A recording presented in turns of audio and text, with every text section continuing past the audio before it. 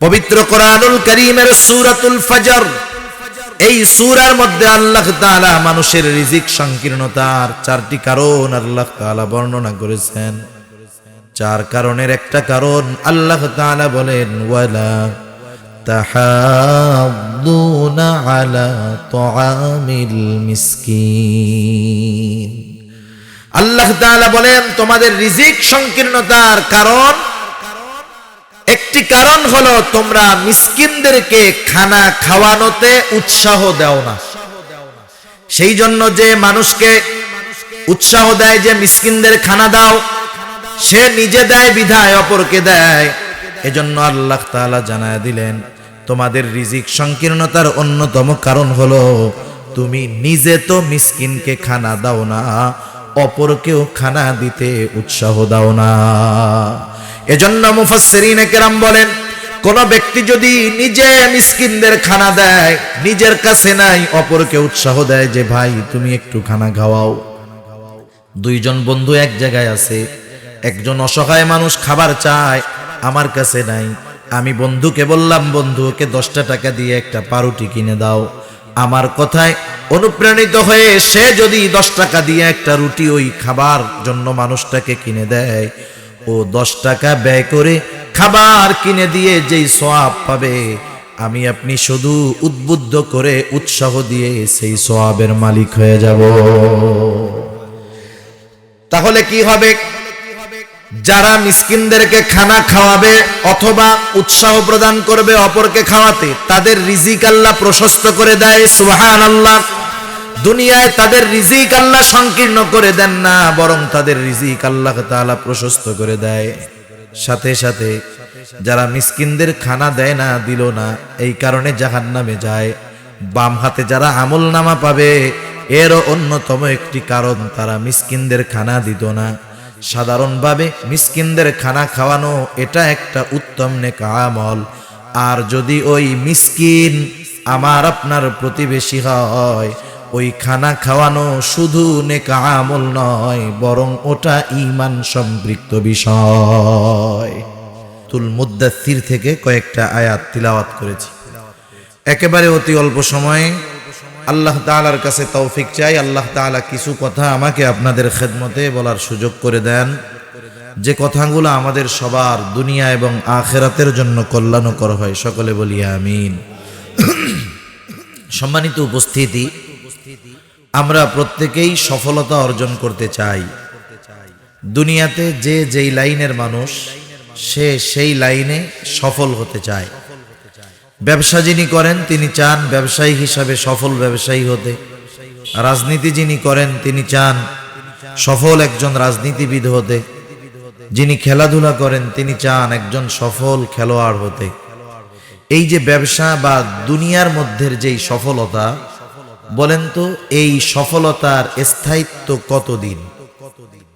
স্বাভাবিক দুনিয়া সংক্রান্ত বা দুনিয়ার সাথে সম্পর্কিত সফলতা বিফলতার স্থায়িত্ব আমার আপনার হায়াত আছে যতদিন ততদিন। মারা যাওয়ার পরে এগুলার কোনো দাম নাই। কিন্তু আল্লাহ সুবহানাহু ওয়া তাআলা আমাদেরকে এক সফলতা অর্জন করতে বলেছেন, যে সফলতার শুরু আছে শেষ নাই। ওই ব্যর্থতা বিফলতা থেকে আল্লাহ তাআলা বাঁচতে বলেছেন, যে ব্যর্থতার শুরু আছে শেষ নাই। আসলে অনন্তকালের সফল কে আর অনন্তকালের ব্যর্থ কে? আল্লাহ তাআলা কোরআনুল কারীমের মধ্যে বলেন, ওয়া ইন্নামা তুওয়াফাউনা উজুরাকুম ইয়াওমাল কিয়ামাহ ফামান যুহজিহা আনিন নার ওয়া উদখিলাল জান্নাতা ফাকাদ ফাজ। আল্লাহ রাব্বুল আলামিন বলেন, কিয়ামতের দিন মানুষকে তার দুনিয়ার কর্মের পূর্ণ প্রতিদান দেওয়া হবে। ফামান যুহজিহা আনিন নার, সেই দিন যাকে জাহান্নামের আগুন থেকে বাঁচানো হবে। ওয়া উদখিলাল জান্নাতা ফাকাদ ফাজ, জাহান্নামের আগুন থেকে বাঁচানো হবে, জান্নাতে প্রবেশ করানো হবে। আল্লাহ তাআলা বলেন ফাকাদ ফাজ, ওই লোকটাই চূড়ান্ত অনন্তকালের সফল হয়ে যাবে। তাহলে সফল হলো সে জান্নাতে যাবে যে, ব্যর্থ হলো সে জাহান্নামে যাবে যে। এই জাহান্নাম থেকে বাঁচতে পারলেই আমরা সফল হতে পারবো। তাহলে জাহান্নাম থেকে বাঁচা এটা আমাদের জন্য অতীব জরুরি একটি বিষয়। আমি যে আয়াতগুলো আপনাদের খিদমতে তিলাওয়াত করেছি, আল্লাহ রাব্বুল আলামিন উক্ত আয়াতগুলোর মধ্যে মূলত আমাদেরকে জানিয়ে দিয়েছেন ব্যর্থ যারা জাহান্নামে গেল, কোন কারণে তারা জাহান্নামে গেল, ব্যর্থ হলো। যেহেতু আমরা কেউ ব্যর্থ হওয়াটাকে পছন্দ করি না, সেই জন্য আগে আমাদের প্রত্যেককে কারণগুলো ফাইন্ড আউট করার দরকার। কোন কোন কারণে মানুষেরা অনন্তকালে ব্যর্থ হবে, ওই কারণগুলো যদি আমরা খুঁজে বের করতে পারি আর ওই বিষয়গুলো যদি আমরা বাদ দিতে পারি, তাহলে আশা করা যায় কিয়ামতের ময়দানে ব্যর্থতার গ্লানি আমাদের স্পর্শ করবে না। সেজন্য এই আয়াতগুলোর মধ্যে আল্লাহ তাআলা জাহান্নামীরা কোন কোন কারণে জাহান্নামে গেল এর কিছু বর্ণনা আল্লাহ তাআলা দিয়েছেন। আল্লাহ রাব্বুল আলামিন, লম্বা আলোচনার সময় নাই, তাই মূল কথাগুলো আপনাদের খেদমতে বলতেছি। তাফসীরে ইবনে কাসীরের মধ্যে আসছে আল্লাহ রাব্বুল আলামিন কিয়ামতের দিন সর্বশেষ যখন মানুষেরা দুটো ভাগে বিভক্ত হয়ে যাবে, হিসাব নিকাশ শেষ, একেবারে শেষ পর্যায়ে মানুষেরা দুটো ভাগে বিভক্ত হবে। আল্লাহ তাআলা বলেন ফারিকুম ফিল জান্নাতি ওয়া ফারিকুম ফিস সাঈর। আল্লাহ তাআলা বলেন একটা দল হবে জান্নাতি আর একটা দল হবে জাহান্নামী। জান্নাতীরা জান্নাতে চলে যাবে, জাহান্নামীরা জাহান্নামে চলে যাবে। জান্নাতীরা জান্নাতে যাওয়ার আগ পর্যন্ত তারা চিন্তিত থাকবে, পেরেশান থাকবে, ভীত থাকবে। কারণ কিয়ামতের ময়দান প্রত্যেকেই প্রত্যেকের অবস্থা নিয়ে চিন্তিত থাকবে। কিয়ামতের ময়দানের পরিস্থিতির সম্যক বর্ণনা আল্লাহ তাআলা কোরআনুল কারীমের সূরা আবাসার মধ্যে আমাদেরকে জানিয়ে দেন। আল্লাহ তাআলা বলেন কিয়ামতের দিন মানুষের অবস্থা কেমন হবে। আল্লাহ তাআলা বলতেছেন ইয়াউমা ইয়াফিরুল মারউ মিন আখিহি ওয়া উম্মিহি ওয়া আবিহি ওয়া সাহিবাতিহি ওয়া বানিহি লিকুল্লি ইমরিইম মিনহুম ইয়াউমা ইযিন শা'নুন ইউগনি। আল্লাহ তাআলা বলেন কিয়ামতের দিন ভাই ভাইয়ের থেকে পলায়ন করবে, পিতামাতার থেকে মানুষেরা পলায়ন করবে, কলিজার টুকরা সন্তান স্ত্রীদের থেকে তারা পলায়ন করবে। কিয়ামতের ময়দানে প্রত্যেকটা মানুষ নিজের ব্যাপারে এতটা চিন্তিত ভীত থাকবে, সে এই কামনা করবে না কোনো আপনজন পরিচিত জনের সাথে তার দেখা হয়ে যাক। ঘটনাক্রমে যদি কারো সাথে দেখাও হয়ে যায়, সে তার পরিচয়কে অস্বীকার করবে। শুধু তাই না, কিয়ামতের দিন যেই মা সন্তানকে 10 মাস গর্ভে ধারণ করেছেন, নিঃস্বার্থভাবে 2 বছর দুধ পান করিয়েছে, সেই মাও তার সন্তানকে সেই দিন অস্বীকার করবে,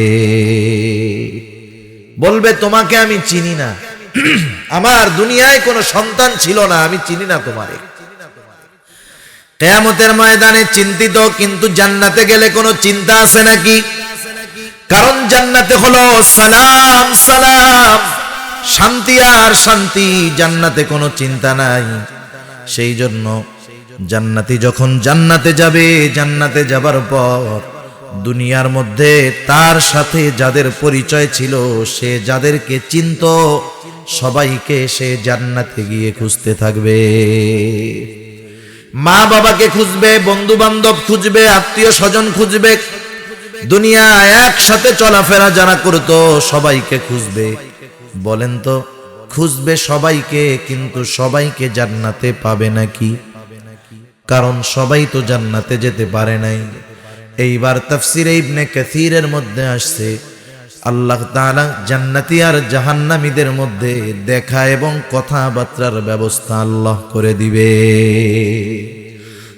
তারা উভয় পক্ষকে দেখবে।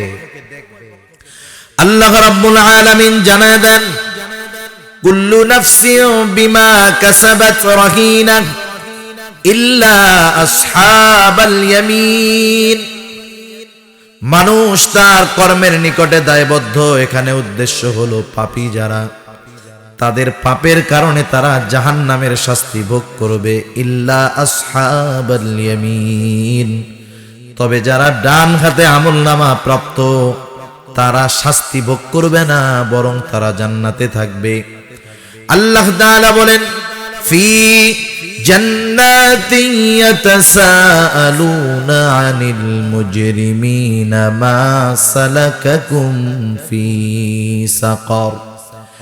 জান্নাতি যখন দেখবে জাহান্নামে তার বন্ধু, দুনিয়ায় একসাথে হয়তো খেলাধুলা করতো, একই স্কুলে পড়তো, একই ভার্সিটির মধ্যে পড়তো, একসাথে জীবনের অনেক সময় তারা অতিবাহিত করেছে, কিন্তু সেই জানে জিগার কলিজার বন্ধু জাহান্নামের আগুনের মধ্যে পুড়তেছে। জান্নাতি যখন এই দৃশ্য দেখবে, সে আল্লাহ তাআলার দরবারে কৃতজ্ঞতার মাত্রা বাড়িয়ে দিবে। সে তখন বলবে, আল্লাহ, দুনিয়ায় তো আমি ওর সাথেই একসাথে চলতাম, ফিরতাম, ঘুরতাম। আপনি যদি আমার প্রতি দয়া না করতেন, আপনি যদি আমার প্রতি ইহসান না করতেন, আপনার রহমত যদি আমার উপরে না থাকতো, হয়তো আজকে আমাকেও ওর সাথে জাহান্নামের শাস্তি ভোগ করা লাগতো। সে আল্লাহ তাআলার কৃতজ্ঞতার মাত্রা আরো বাড়িয়ে দিবে। আবার জাহান্নামী যখন তার জান্নাতি বন্ধুকে দেখবে, দেখার পরে তার মধ্যে আফসোস হবে। হয়তো দুনিয়ায় আপনাদের অঞ্চলেও এরকম আছে, যেহেতু এই মাহফিলের সাথে যুবকেরা একটু সম্পৃক্ততা বেশি। দুনিয়ায় একসাথে যুবক বন্ধু চলাফেরা করে, একসাথেই থাকে, একসাথেই লেখাপড়া করে, কিন্তু দুইজনের মধ্যে একটু তফাৎ আছে। তফাৎটা অনেক বেশি নয়।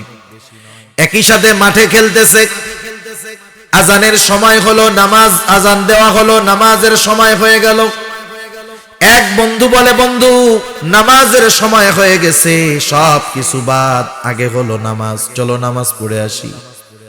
এক বন্ধু নামাজে চলে যায়, আর এক বন্ধু বলে, যা, বুড়া কালে পড়মনে, তাই না? আন্না কি বলে, প্যান্ট আমার পাক নাই, প্যান্ট কি নাই, পাক নাই। মুসলমান কখনো অপবিত্র পোশাকে থাকতে পারে না। বন্ধু নামাজে গেল, সে যায় নাই। সব বন্ধু খারাপ কাজের দিকে যায়, গানের আয়োজন করতে চায়। ও বলে, না বন্ধু, এই কাজে আমি তোমাদের সাথে নাই। তার মানে একসাথে থাকতো ঠিক, কিন্তু কিছু কিছু বিষয়ে তাদের থেকে আলাদা থাকতো। এইবার ওই জাহান্নামী বন্ধু জান্নাতি বন্ধুকে দেখে আফসোস করবে আর বলবে, আরে একসাথেই তো চলতাম, একসাথেই তো থাকতাম, নামাজের সময় যখন হতো ডাকতো, নামাজে যাইতাম না। গুনার কাছ থেকে বাঁচতে বলতো, গুনার কাছ থেকে বাঁচতাম না। আহারে, ওই দিন যদি ওর ডাক শুনে নামাজে যাইতাম, গুনার কাজগুলো থেকে যদি ফিরে থাকতাম, আজকে হয়তো আমিও ওর সাথে জান্নাতে থাকতে পারতাম। আফসোস মানুষের কষ্ট বাড়িয়ে দেয়, আফসোস মানুষের কষ্ট বাড়ায় দেয়। কেমনে আমি বুঝাই আপনাদের। মনে করেন মাছ মারতে গেছেন এক জায়গায়, আশেপাশে নদী টদী আসেনি, মনে করেন মাছ মারতে গেছেন, মাছ সকাল 6টা থেকে দুপুর 12টা পর্যন্ত মেহনত করতেছেন, কিন্তু একটা মাছও পান নাই। কষ্ট হয়েছে কি হয় নাই? চলে আসবেন ভাব, এই মুহূর্তে বড় 15 কেজির একটা একেবারে রুই মাছ হাতের মধ্যে পড়ছে। এই মাছ পেয়ে খুশি না বেজার? এই 6 ঘন্টার কষ্টের কথা মনে আছে? নাই। এইবার খুশির ঠেলায় বেশি লাফালাফি করতে গিয়া মাছ হাত থেকে ছুটে আবার পানির মধ্যে চলে গেছে। এবার কি বলবেন? আহারে, এখন কোন 6 ঘন্টা মাছ না পেয়ে যেই কষ্ট, হাত থেকে ধরা পড়ার পরে ছুটে যাওয়ার পরে কষ্ট বেশি না কম? যদি 16 বছর বয়সে ওই ঘটনাটা ঘইটা থাকে, আল্লাহ যদি বাঁচায় রাখে 80 বছর বয়সে, ওই জায়গায় যখন যাবেন, নাতি পোতা যদি সাথে থাকে আপনি কি বলবেন? আহারে নাতি, এই জায়গায় তো সেই জায়গা। 15 কেজি ওজনের রুই মাছ একটা হাতে বাঁধলো রে, আহ একটু লেগে ছুটে গেছে। দেখেন 6 ঘন্টা মাছ মারছেন, পান নাই, এ কথা আপনি কাউকে বলবেন না। কিন্তু হাতের থেকে একটুর জন্য হাত ফসকে মাছটা বের হয়ে গেল। 50 বছর পরেও যদি হায়াত থাকে এই কথা মনে থাকবে আর আফসোস হবে, ঠিক কিনা বলেন? ওই জাহান্নামী আফসোস করবে, আফসোসের কারণে তার কষ্টের তীব্রতা বেড়ে যাবে। এখন জান্নাতি বন্ধুদের জানতে মন চায়, কেন আমার দুনিয়ার এই বন্ধুরা জাহান্নামে গেল? আল্লাহ তাআলা কথাবার্তার ব্যবস্থা করে দিবে। এইবার জান্নাতীরা ওই মুজরিম পাপী জাহান্নামীদেরকে জিজ্ঞাসা করবে, মা সালাকাকুম ফি সাকার, কোন জিনিস তোমাদেরকে জাহান্নামে আনলো? এইবার জাহান্নামীরা তাদের জাহান্নামে আসার 4টি কারণ বলবে। কয়টা কারণ? এই 4 কারণের কোন কারণ যদি আমাদের মধ্যে থাকে আমরা রাখবো না বাইর করে ফেলবো, কারণ এটা জাহান্নামে যাওয়ার জাহান্নামীদের কাজ, এগুলো আমরা বের করে ফেলবো। 1 নাম্বার, জাহান্নামীরা বলবে ক্বালু লাম নাকু মিনাল মুসাল্লিন। জাহান্নামীরা 1 নম্বরে বলবে আমরা মুসল্লি ছিলাম না। মুসল্লি কাকে বলে? সপ্তাহে 1 দিন মসজিদে গিয়ে হাজিরা দিলে সে মুসল্লি নয়, কিন্তু মুসল্লি হলো সে যার হৃদয়, যার অন্তর সর্বদা মসজিদের সাথে থাকে। কেন এই কথা বললাম? হাদিসের মধ্যে আসছে রাসূল আকরাম সাল্লাল্লাহু আলাইহি ওয়াসাল্লাম বলেন, কিয়ামতের দিন সূর্যটা মানুষের একেবারে নিকটে থাকবে। এখন সূর্য আমাদের থেকে 9 কোটি 30 লক্ষ মাইল দূরে। সূর্যের যেই দিকটা কম গরম সেই দিকটা পৃথিবীবাসীর দিকে দেওয়া। বিজ্ঞান বলে সূর্যের আলো সরাসরি পৃথিবীর বুকে আসে এমনটা নয়, বরং সূর্যের আলো পৃথিবীতে আসার আগে ফিল্টারিং হয়, ছাঁকা হয়। সূর্যের আলো যত ক্ষতিকারক বেগুনি রশ্মি আছে সবগুলাকে সেকে আল্লাহ তাআলা যখন সূর্যের আলোকে দুনিয়ায় পাঠান, ওই সূর্যের আলোটা আমাদের জন্য ভিটামিন ডি হয়ে যায়। এত প্রসেসের পরে যখন ওই সূর্যের আলো দুনিয়ার মধ্যে আসে, এখন তো ঠান্ডার সময়, গরমের সময় কি কষ্ট হয় না? মরুভূমির মধ্যে কষ্ট আরো বেশি না কম? বালুর মধ্যে সূর্যের আলো পড়ে কত ভিডিওতে দেখছি, প্রবাসী ভাইয়েরা ভিডিও পাঠায়, কত কষ্ট তাদের, অকল্পনীয় বিষয়। তাওয়া বা ফ্রাই প্যান শুধুমাত্র বালুর উপরে দিয়ে রাখছে 2-3 মিনিট, এরপরে তেল দিয়েছে, ওর মধ্যে ডিম ছেড়ে দিয়েছে, ডিম ভাজা কমপ্লিট। কি পরিমাণ গরম হয় বালু চিন্তা করেন। দূরত্ব কত দূর? 9 কোটি 30 লক্ষ মাইল। সূর্যের আলোটা সরাসরি আসে না, ছাকনি দিয়া টিয়া এরপরে পাঠানো হয় সাইকেটাইকা। আর কিয়ামতের দিন একেবারে কাছাকাছি থাকবে সূর্য। সূর্যের উত্তপ্ত দিকটা হাসরবাসীর দিকে দেওয়া থাকবে।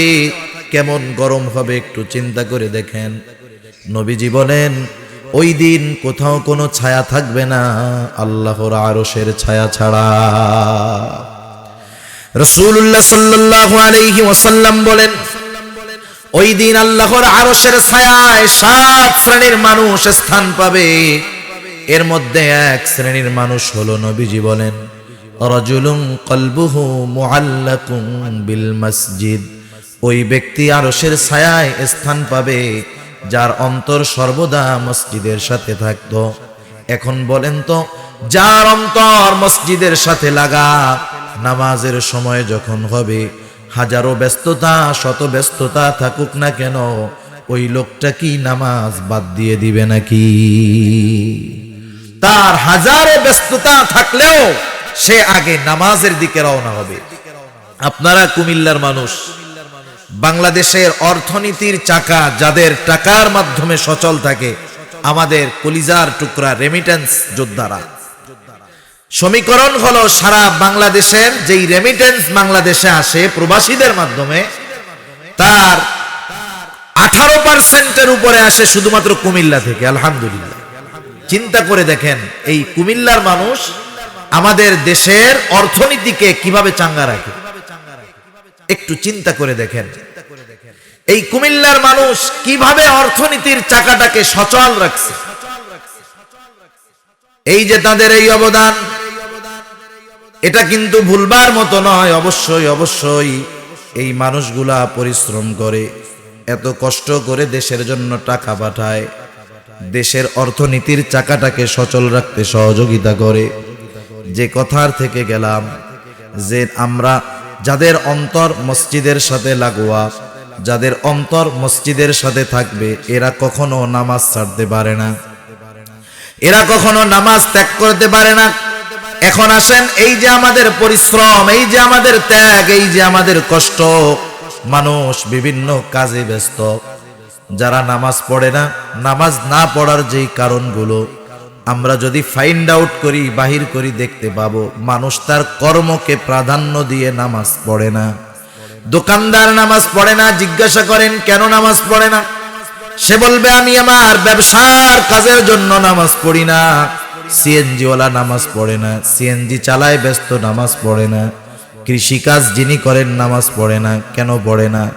এই সমস্ত প্রশ্নের একই উত্তর, কর্মের দোহাই দিয়ে যারা নামাজ পড়ে না তাদেরকে যদি জিজ্ঞাসা করি কেন তুমি ওই কাজটা করো, সে বলবে ওই কাজ আমি জীবিকা উপার্জনের জন্য করি। কাজগুলো সে কেন করে? জীবিকা উপার্জনের জন্য করে। সে মানে রিজিকের জন্য করে। কিসের জন্য? রিজিকের জন্য সে করে। একটু বুঝে থাকলে জবাব দেন তো, রিজিকের মালিক কে? রিজিকের মালিক হলেন আল্লাহ। রিজিকের মালিক রিজিক পাওয়ার যেই পদ্ধতি আমাদেরকে বলে দিলেন, বলেন তো সেই পদ্ধতি বাদ দিয়ে আমরা যদি রিজিক তালাশ করি, তাহলে রিজিকের মালিকের পদ্ধতি বাদ দিয়ে রিজিক যদি তালাশ করি, বলেন তো রিজিক পাওয়া যাবে নাকি? তালাশ করতেই থাকবে, পাওয়া যাবে না। আমাদের অঞ্চলগুলোতে এক সময় ছিল, শুনতাম ম্যাগনেটের ব্যবসায়ী, ম্যাগনেট পিলার। খালি শুনতাম যে এক ম্যাগনেট যদি পায় 1000 কোটি টাকার মালিক। কত মানুষ দেখলাম ম্যাগনেট খুঁজতে খুঁজতে ওর হায়াত শেষ, খুঁজে পাই নাই। আবার কিছুদিন দেখতাম যে একটা প্রাণী আছে, তক্ষক না টক্কর বলে, খালি শুনি যে একটা যদি সাইজওয়ালা পাওয়া যায় 1000 কোটি টাকার মালিক। ঘুরতে ঘুরতে কত মানুষের ভিটা বাড়ি বিক্রি করে সব শেষ, একজন পাইলাম না যে তক্ষক বেচা কোটি টাকার মালিক হয়েছে। ওগুলো খালি খুঁজে, পাওয়া যায় না। সেজন্য আমরা যদি রিজিক পেতে চাই, রিজিকের মালিকের ফর্মুলা আমাদেরকে শুনতে হবে। রিজিকের মালিক কি বললেন? আল্লাহ তাআলা। এখন যদি মিসকিনদের খানা খাওয়াই, দুনিয়ার লাভ কি? পবিত্র কোরআনুল কারীমের সূরাতুল ফজর, এই সূরার মধ্যে আল্লাহ তাআলা মানুষের রিজিক সংকীর্ণতার 4টি কারণ আল্লাহ তাআলা বর্ণনা করেছেন। 4 কারণের একটা কারণ আল্লাহ তাআলা বলেন, ওয়ালা তাহাদ্দুনা আলা তুআমিল মিসকিন। আল্লাহ তাআলা বলেন তোমাদের রিজিক সংকীর্ণতার কারণ, একটি কারণ হলো তোমরা মিসকিনদেরকে খানা খাওয়ানোতে উৎসাহ দাও না। খানা খাওয়াও না আল্লাহ বলেন নাই, আল্লাহ তাআলা বলছেন খানা খাওয়াইতে উৎসাহ দাও না। তার মানে আরেকজনকে এই ব্যাপারে তুমি উৎসাহ দাও না যে তুমি মিসকিনকে খানা খাওয়াও। এখন বলেন আরেকজনকে খাবার খাওয়ানোর উৎসাহ কে দিবে? যে নিজে খাওয়ায়, ঠিক কিনা বলেন? অনেক ক্ষেত্রে দ্বিতীয় পরিচয় দিলে আগের গুলা অটোমেটিকলি পাওয়া যায়। কথার কথা বোঝানোর জন্য বলি, মনে করেন এক এলাকায় মানুষজন, গ্রাম অঞ্চলে এখনো অনেক জায়গায় আছে, মুরব্বীরা লেখাপড়া বলতে বুঝে ম্যাট্রিক আর আইএ পাস, ম্যাট্রিক আর আইএ পাস, মনে করে ম্যাট্রিক আইএ পাস করলে এ অনেক বড় শিক্ষিত। তাই একটা ছেলে শহরে থাকে, সে বাংলাদেশের সব লেখাপড়া শেষ করছে, মোটামুটি ঢাকা ভার্সিটি থেকে অনার্স মাস্টার্স কমপ্লিট করছে, বিসিএস কমপ্লিট হয়ে গেছে তার। সে এখন বাংলাদেশের সর্বোচ্চ শিক্ষিত। ওই গ্রামে আর ওই রকম উচ্চ শিক্ষিত লোক নাই। এখন গ্রামের মানুষ বলা বলি করতেছে আমাদের গ্রাম থেকে একজন বিসিএস ক্যাডার হইছে।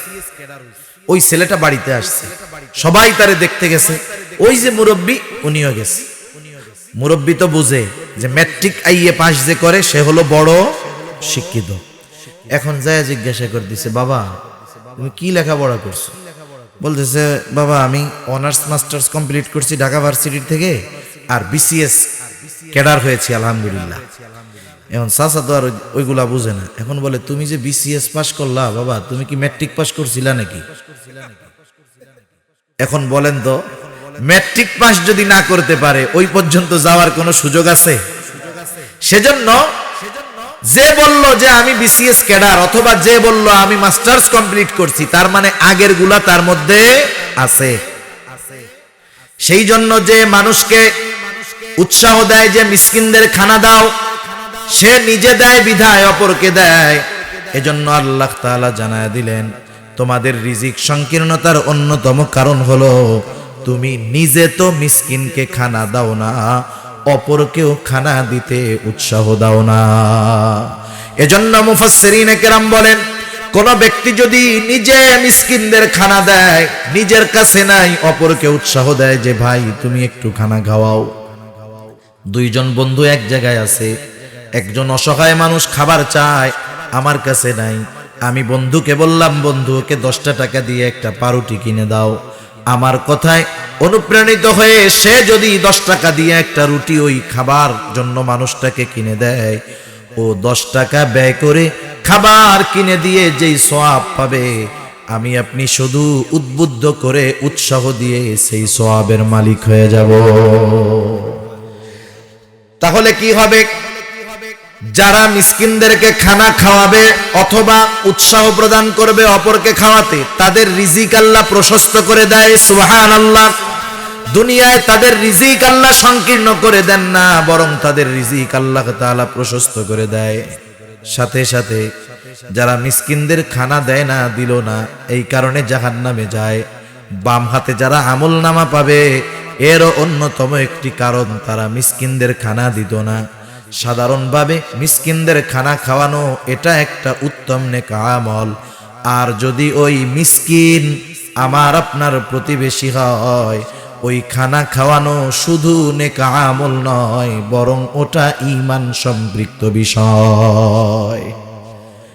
আমি আপনি পেট ভরে খাইতাছি, খাওয়ানোর অভাব নাই, আমার প্রতিবেশী অভুক্ত, না খেয়ে তার দিন কাটতেছে। নবীজি কি বলেন একটু খেয়াল দিয়ে শুনেন। রাসূলুল্লাহ সাল্লাল্লাহু আলাইহি ওয়াসাল্লাম বলেন, লাইসাল মুমিন আল্লাযী ইয়াশবাউ, নবীজি বলেন ওই ব্যক্তি মুমিন নয় যে পেট পুরে খায় আর তার প্রতিবেশী অভুক্ত থাকে, সে মুমিন নয়। এই জন্য মিসকিনদের খানা খাওয়াবো, প্রতিবেশী যদি হয় বেশি একটু টেক কেয়ার করব, কারণ সে যদি অভুক্ত থাকে আর আমি যদি পেট ভরে খাই, নবীজি বললেন আমি প্রকৃত মুমিন হতে পারি না। তাহলে জাহান্নামীরা প্রথম বলল লাম নাকু মিনাল মুসাল্লিন, আমরা মুসল্লি ছিলাম না। 2 নাম্বার ওয়ালাম নাকু নুতঈমুল মিসকিন, আমরা মিসকিনদেরকে খানা দিতাম না, সুতরাং আমরা মুসল্লি হব, মিসকিনদেরকে খানা খাওয়াবো। আবার আরেকটা বিষয় মনে রাখি, উত্তম আচরণ এটাও সাদাকা। কাউকে কোনো কিছু দিয়ে তার থেকে কিছু আশা করব না, কাউকে কিছু দিয়ে খোটা দিব না। অনেক সময় আমরা প্রতিবেশীদেরকে হেল্প করি, সাহায্য করি, তার থেকে সাহায্য বা আমাকে হেল্প করবে এটা আশা করি। অনেক সময় সে যদি আমাকে সাহায্য না করে, আমি ওই যে তাকে খাবার দিয়েছিলাম, পোশাক দিয়েছিলাম, এটার খোটা দেই। আছে না নাই? হায় রে, এই কাজটা করে দিলি না, সেই দিন তোর এরকম একটা দামি জ্যাকেট দিলাম, আমার ভাই সৌদি থেকে পাঠাইছিল, কিনতে গেলে 15,000 টাকা লাগতো, দিলাম। নবীজি বলেন যারা খোটা দেয় তাদের অভ্যাস কেমন? দান করে যারা খোটা দেয় তাদের অভ্যাস কেমন? কুকুরের একটা বদ খাসলাত আছে। নবীজি হাদিসের মধ্যে বলছেন কুকুরের অভ্যাস হইলো, ও যখন খাবার হজম করতে পারে না উগরায় ফেলে, বমি করে, বমি করে ওইটা আবার একটু পরে কি করে কন্যা খায় খায়। যারা দান করে খোটা দেয় তারা যে স্বভাব, ওই কুকুরের স্বভাবের মতো। সেজন্য আমরা কাউকে যখন কোনো কিছু দিয়ে দিব, তার থেকে কোনো প্রতিদান আশা করব না, খোটাও তাকে দিব না কখনো, এটা খারাপ কাজ। অনেক সময় অনেকের কাছে মানুষ সাহায্যের জন্য আসে, বিরক্তি ভরা চেহারা নিয়ে 50 টাকা দিয়ে বলে ধর এটা নিয়ে যা, তোদের জ্বালায় আর বাঁচলাম না, ভালো লাগে না, সর। ভিক্ষা দিছে 50 টাকা, আমরা তো 5 টাকা 2 টাকার নোটটা খুঁজে পরে দেই, 50 টাকা দিল, কিন্তু ব্যবহার খারাপ করলো। পাশে আরেকজনের কাছে গেছে, যে চাওয়ার পর তার কাছে পকেটে টাকা নাই। সে এবার সুন্দরভাবে বলল, ভাই তুমি আসছো, আমার দেওয়ার ইচ্ছা ছিল কিন্তু আমার কাছে নাই, পরবর্তীতে আবার আসবা, দেখা হলে তোমাকে দিব, ঠিক আছে? বলেন তো, ওই যে লোকটা খারাপ ব্যবহার করে 50 টাকা দিল আর ভালো ব্যবহার করে টাকা দিতে পারলো না, লোকটা কার আচরণে খুশি হবে? ভালো ব্যবহার যে করছে তার আচরণে খুশি হবে। এজন্য নবী এক হাদিসের মধ্যে বলেন, উত্তম আচরণ এটাও সাদাকা। আমরা যদি কাউকে কোনো কিছু না দিতে পারি, উৎসাহ দিব এমন লোকও নাই, কমপক্ষে মিষ্টি কথার দ্বারা তাকে ফিরাইয়া দিব। এতটুকু টেন্ডেন্সি আমাদের মধ্যে থাকার দরকার আছে, নাইলে বুঝতে হবে আমার থেকে মনুষ্যত্ব বিদায় নিয়ে চলে গেছে। জাহান্নামীরা তাদের জাহান্নামে যাওয়ার তৃতীয় কারণ বলবে, ওয়া কুন্না নাখুদু মাআল খাইদিন। অনর্থক মজলিসে যারা লিপ্ত থাকতো, আমরাও তাদের সাথে ওই মজলিসগুলার মধ্যে লিপ্ত থাকতাম। রাগ হয়েন না কথায়, আমাদের অঞ্চলগুলায় আমরা দেখেছি প্রত্যেকটা চায়ের দোকান হলো একটা অনর্থক মজলিসের জায়গা। আর বাস্তবতা হলো, চায়ের দোকানে আড্ডায় কোনো যুবকেরা থাকে না, তরুণেরা থাকে না। আফসোস লাগে ওই জায়গায় যেই মানুষগুলা থাকে, যাদের দাড়িগুলো পেকে গেছে, চুলগুলো পেকে গেছে, চামড়া ঝুলে গেছে, ঠিক না? সব মুরব্বী মানুষ ওই জায়গায় গিয়ে আড্ডা মারে। যেই দোকানের টেলিভিশনটা বড়, যেই দোকানে বসার জায়গাটা ভালো, ওই দোকানে আমার মুরব্বী বাবারা, দাদারা, তাদের আড্ডাটাও জমে। শীতের দিন জোহরের পরে দুপুরের খাবার খেয়ে চাদরটা নিয়ে বের হয়, আর রাত 10টার সময় বাসায় ফিরে। যদি জিজ্ঞাসা করা হয়, এত সময় বাজারে কি করছেন? বলে চায়ের দোকানে বসেছিলাম। কেন? বলে সময় কাটে না। কি কাটে না? সময় কাটে না, এই জন্য টাইম কাটানোর জন্য যাই প্রতিদিন। ওই মুরব্বীরে যদি বলা হয় যে এত সময় আপনার এক কাজ করেন, এই যে ইস্তেমা চলতেছে, চলে যান, ওইখান থেকে 3 চিল্লায় চলে যাবেন, 120 দিনের জন্য আপনি মানুষের সাথে দিন প্রচারে বের হয়ে যাবেন। উনি কি বলবে জানেন? আরে বেটা, তুমি তো বুঝো না, আমার যেই ব্যস্ততা, আমার মতো ব্যস্ততা যদি শেখ হাসিনার থাকতো, পাগল হয়ে যেত। মানে তখন ওনার মতো দুনিয়ায় আর কেউ ব্যস্ত নাই, অথচ 8-9 ঘন্টা এক দোকানে বসে, চায়ের দোকানে বসে উনি টাইম পাস করতেন।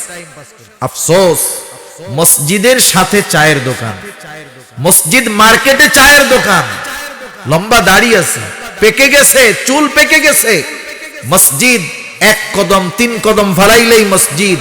আল্লাহর বান্দা মসজিদে ঢুকতে পারে না, এর চাইতে বদনসিব আর কিছু হতে পারে? বলে এই যে অনর্থক মজলিসগুলো, এই মজলিসগুলোর মধ্যে না আছে দুনিয়ার উপকার, না আছে আখিরাতের উপকার। এজন্য আশরাফ আলী থানবী রাহমাতুল্লাহি আলাইহি বলতেন, শোনো, তোমরা এমন মজলিস থেকে বেঁচে থাকো যেই মজলিসে না দুনিয়ার উপকার আছে, না আখিরাতের উপকার আছে। চায়ের দোকানগুলোর মধ্যে দুনিয়ার সবচাইতে বড় বড় বিশেষজ্ঞগুলা থাকে। সেই যুদ্ধ হইতেছে রাশিয়া আর ইউক্রেন, এই জায়গায় বৈশা চার দোকানে চা খায়, বিড়ি টানে, আর কি কয় জানেন? কয়, হায় রে, ইউক্রেন যদি, ওই পুতিন যদি এই কাজটা করতো তাহলে যুদ্ধ 3 দিনে শেষ। আর একজন কয়, ওই জেলেনস্কি যুদ্ধই বোঝে না, আমি হইলে পুতিন 6 দিনেই শেষ। মানে বাংলাদেশের চায়ের দোকানে বৈশা উনি ইউক্রেন রাশিয়ার যুদ্ধ খতম করে দিতেছে। বিশেষজ্ঞর অভাব নাই, ডাক্তারের অভাব নাই, উকিলের অভাব নাই। ওই মজলিসগুলোর মধ্যে অধিকাংশ ক্ষেত্রে কথাবার্তা হয় গীবত আর অপবাদের কথা, ঠিক কিনা বলে? কে মন্দ, কে ভালো, কে কোনটা করছে। আবার কইলে কি কয় জানেন? ওর মধ্যে দোষ আছে বলেই তো কইছে।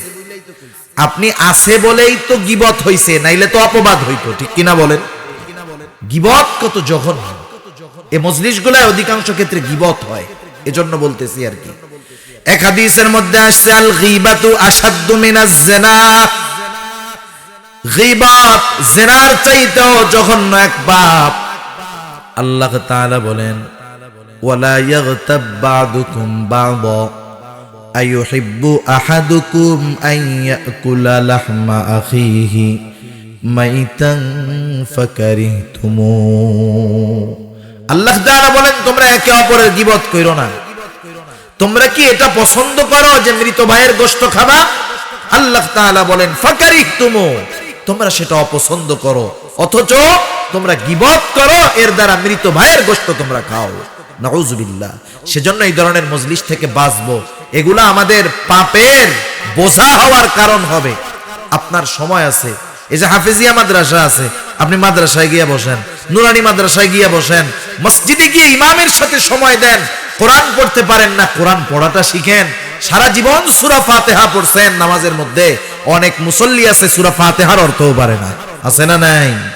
একটু সূরা ফাতিহার অর্থগুলো শিখেন, অর্থ বুঝে বুঝে নামাজে পড়েন। যেই 4-5টা সূরা নামাজের জন্য মুখস্থ করেছেন, ওইগুলার অর্থ, ব্যাখ্যা, তাফসীর পড়েন, দেখবেন পয়টা মজা পাবেন নামাজের মধ্যে। আপনি নামাজের মধ্যে যেই তাসবিহ তাহলিল গুলা পাঠ করেন, অধিকাংশ মুসল্লির কাছে খোঁজ নেন, একটাও অর্থ জানে না। ঠিক কিনা বলেন? এত টাইম আপনার, কিন্তু এগুলা শিখতে পারলেন না, কি জবাব দিব আল্লাহ তাআলার কাছে? এজন্য আত্ম উপলব্ধি আনেন, আত্মজিজ্ঞাসার অভ্যস্ত হন যে আমি আমার মাকসাদ কি, কোন কারণে আমি দুনিয়ায় আসছি, দুনিয়ার কোন কাজটা আমার সবচাইতে দামি। মনে করেন একটা উদাহরণ দেই বোঝানোর জন্য, আমার জীবনের সবচাইতে গুরুত্বপূর্ণ কাজ কোনটা, আপনাদের জীবনের কোনটা, এটা আমরা কি কেউ বুঝতে পারি? বুঝতে পারি না। করি কি, বুঝি কি, করি কি? এখন কোন কাজটা সবচাইতে দামি? যেই যুবক মনে করেন মোবাইল 16-17 ঘন্টা টিপে, ওই যুবক, অথবা যারা ওই যে 8-9 ঘন্টা চায়ের দোকানে আড্ডা দেয়, মানুষকে তো মরতে হবে, মরতে হবে কি হবে না? কেউ যদি সুনিশ্চিত হতে পারে এই সময় থেকে 3 ঘন্টা পরে তার মৃত্যু হবে, কথার কথা সুনিশ্চিত হলো এই সময় থেকে 3 ঘন্টা পরে তার মৃত্যু হবে, বলেন তো কি করবেন আপনারা? আমরা কি করব? যুবক চিন্তা করবে 3 ঘন্টা পর তো মরে যাবো, তাহলে ফেসবুকে একটু বন্ধুদের সাথে চ্যাটিং করি, করবে? চায়ের দোকানওয়ালা চিন্তা করবে, ওই আড্ডাবাজ চিন্তা করবে যে 3 ঘন্টা পর তো মরে যাবো, চায়ের দোকানে আর একটু আড্ডা দেই, এটা করবে? কি করবে বলেন তো? তাওবা করবে আগে খাস কইরা, এরপরে আল্লাহর কাছে মাপ চাবে, কান্নাকাটি শুরু করবে, খালেস তাওবা করবে। তাহলে মনে রাখেন, আপনি যখন এই চিন্তা আনবেন, এই ফিল আনবেন, 3 ঘন্টা পরে যদি আমি মারা যাই, এই বিষয়ে যদি আমি নিশ্চিত হই কোন কাজগুলো আমি করতাম, মনে করবেন ওই কাজগুলাই হলো জীবনের সবচাইতে গুরুত্বপূর্ণ কাজ। সেজন্য সময় থাকতে সময়ের মূল্যায়ন করি, অনর্থক মজলিসে বসে নিজেকে জাহান্নামীদের তালিকায় না ঢুকায় দিই। আল্লাহ বুঝবার তৌফিক দান করুক। 4 নাম্বার, জাহান্নামীরা জাহান্নামে যাওয়ার কারণ বলবে, ওয়া কুন্না নুকাযযিবু বিয়াউমিদ্দিন,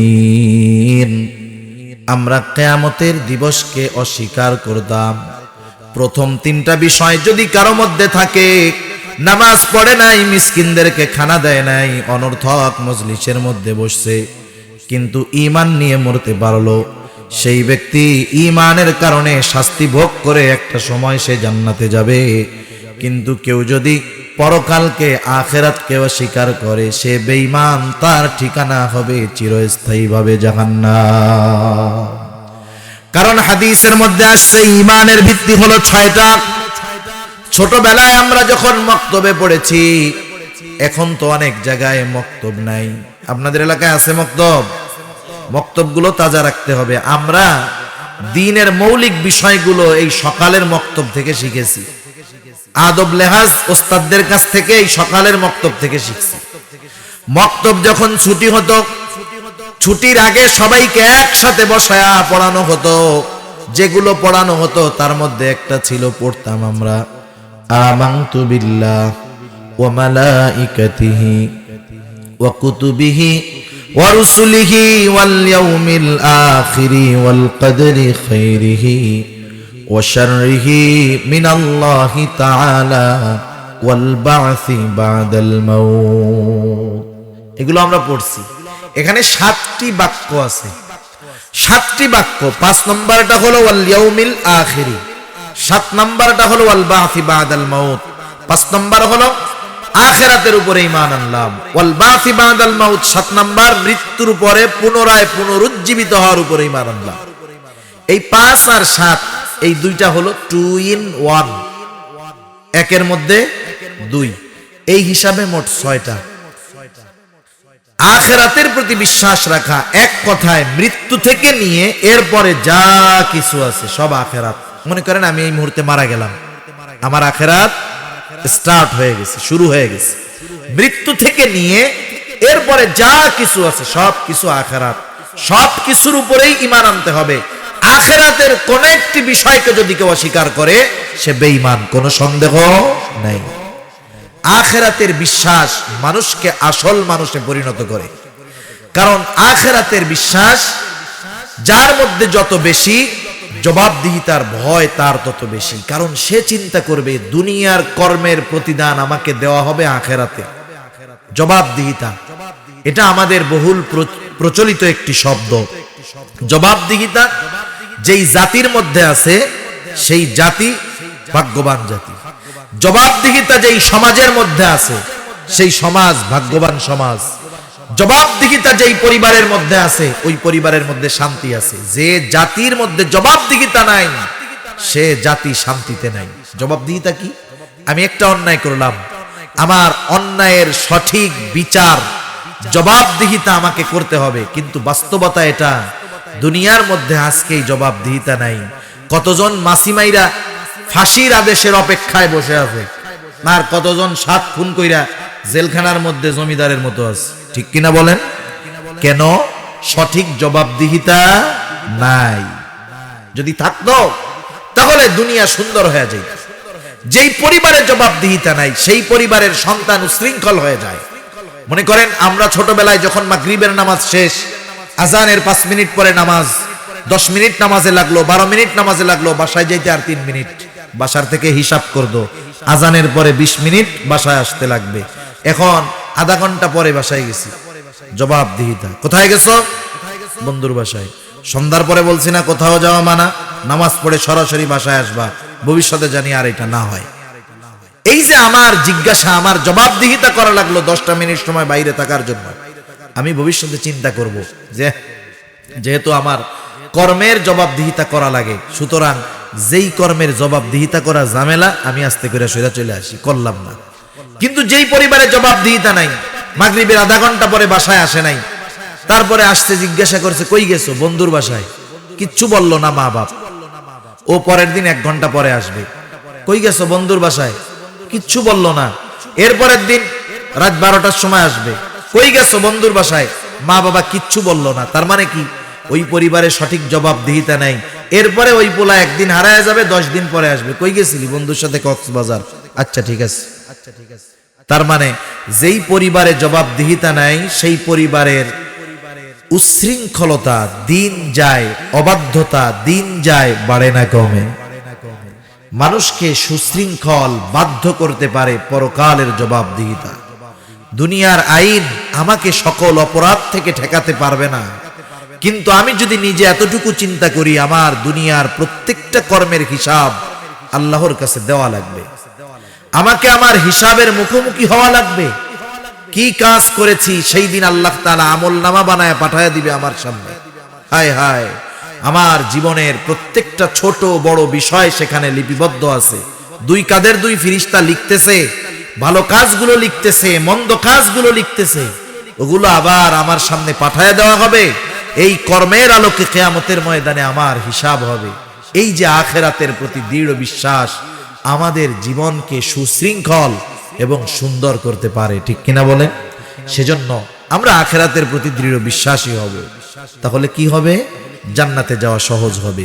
এবার জাহান্নামীরা বলতেছে এভাবে আমাদের জীবন চলতেছে, নামাজ পড়ি না, মিসকিনদের খাবার টাবার দেই না, অনর্থক মজলিসে আড্ডার মধ্যে সময় কাটিয়ে দেই। বন্ধুরা আড্ডা দিব, যুবক ভাইরা যারা আছেন আড্ডা থেকে বাঁচেন, কাজে লাগবে। এরপরে আমরা কিয়ামতের প্রতি বিশ্বাস করতাম না। এভাবে চলতেছে দুনিয়া। হাত্তা আতানাল ইয়াকিন, দৃঢ় সত্যের আগমন ঘটলো তথা মৃত্যু চলে আসলো। আর তওবা করতে পারলাম না, ঈমান আনতে পারলাম না, ভালো কাজ করতে পারলাম না। তাই আমরা এখন জাহান্নামী। আল্লাহ তাআলা কোরআনুল কারীমের মধ্যে জানায় দিয়েছেন, শেষ 2-3 মিনিট, মানুষ যখন মারা যায়, যারা পাপী, দুনিয়াতে ভালো কাজ করে নাই, নেক কাজ করে নাই, মৃত্যুর পর তারা আফসোস করে। আমার কথা নয়, আল্লাহ তাআলা কোরআনুল কারীমের মধ্যে বলেন, ওয়া আনফিকু মিম্মা রাযাকনাকুম মিন ক্বাবলি আন ইয়াতিয়া আহাদাকুমুল মাউত। আল্লাহ তাআলা বলেন, তোমাদেরকে যেই রিজিক দেওয়া হয়েছে মৃত্যু আসার পূর্বে তা থেকে তোমরা ব্যয় করো, ভালো কাজ করো, সাদকা করো। যখন মৃত্যু চলে আসবে, মারা যাবে, আল্লাহ তাআলা বলেন, যারা মারা গেল দুনিয়ায় ভালো কাজ করে নাই, দান সাদকা করে নাই, নেক কাজ করে নাই, তারা বলবে, ফায়াকুলা রাব্বি লাউলা আখখারতানি ইলা আজালিন করিব। ওই কথাগুলো আমরা শুনি না, কিন্তু শুনেন কে? তখন বলবে, আমার রব, লাউলা আখখারতানি ইলা আজালিন করিব, আপনি যদি আমাকে আবার একটু সময় সুযোগ দিতেন দুনিয়াতে যাওয়ার, আমি ভালো কাজ করতাম, দান সাদকা করতাম, ফাআসাদদাকা ওয়া আকুম মিনাস সালিহিন, আমি দান সাদকা করতাম, ভালো কাজ করে সৎ কর্মশীলদের অন্তর্ভুক্ত হয়ে যেতাম। তখন সে আফসোস করবে, ঠিক ফিরে আসার কোনো সুযোগ থাকবে না। সেজন্য মৃত্যু আসার পূর্বে আমাদের ওই কাজগুলো করা, যে কাজগুলো আমাদেরকে ওই যে চূড়ান্ত সফলতার স্থান জান্নাতে পৌঁছায়া দেয়, ওই কাজগুলো থেকে বেঁচে থাকা, যে কাজগুলোর কারণে আমাকে জাহান্নামে যাওয়া লাগতে পারে। আল্লাহ সুবহানাহু ওয়া তাআলা আমাদের সকলকে কথাগুলো বুঝবার তৌফিক দান করুন। সকলে বলি আমিন, আরেকটু জোরে বলি আমিন। ওয়া আখিরু দাওয়ানা আনিল হামদুলিল্লাহি রাব্বিল আলামিন। আসসালামু আলাইকুম ওয়া রাহমাতুল্লাহি ওয়া বারাকাতুহু।